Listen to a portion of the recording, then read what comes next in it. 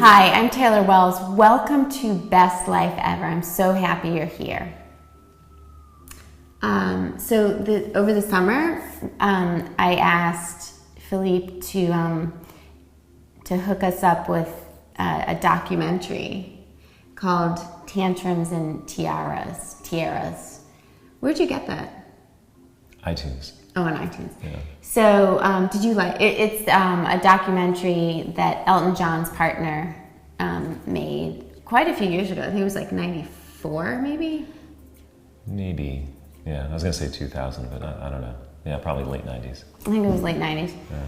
And I literally wanted to watch that since I heard about it, and this is the first time I've had or thought of it. So, did you like it? We watched it 3 times. Yeah. It was.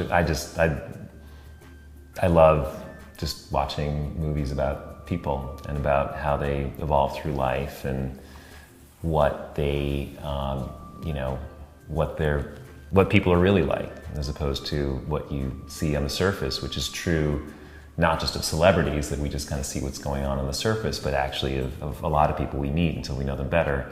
We tend to just see what they want to present and what they put on the surface. And I thought this was ultimately you never know, but it really did feel like this was a way for Elton John to show who he really was. I think he really was being very open about himself and how he feels and what he does. And there's a great scene on the tennis court. Yeah, I love that scene. It's my favorite scene. I'm a huge fan of Elton John. I've listened to his music since the early 70s. We used to have his albums playing, in our house all the time. If my brother John is watching this, he'll laugh. Funeral for a Friend, that whole album, Benny and the Jets, that whole era. And I mean, this guy is a phenomenon. I mean, he's produced amazing music for how many years? 40 years? A long time. He's in his 60s now, and I think he probably started in his teens, so it's 40 or 50 years. Yeah, I think he's older. Anyway, so I'm just a huge fan of him.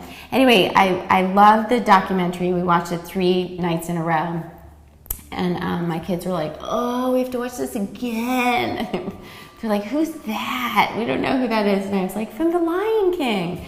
Then they kind of liked it for like a minute. But anyway, one of my favorite lines, besides the tennis line, which I won't ruin for you guys, but was when his partner asked him, do you ever feel trapped by it all? And Elton John said, "Yeah, I wish I could do his voice, but I can't. Sometimes, but I love it. I love it."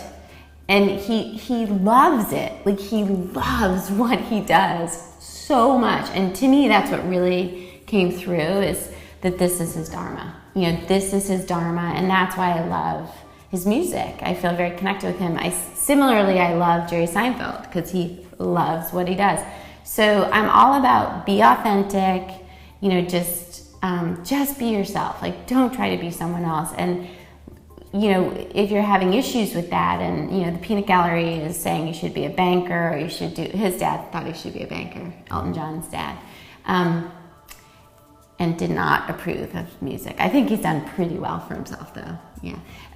But when you're having doubts like that, you think of someone like Elton John and Jerry Seinfeld, like they are just doing what they love, and they will do it all of their time on the planet. They will never retire, mark my words. So big shout out to Elton John and Jerry Seinfeld. Have the best day ever. Namaste.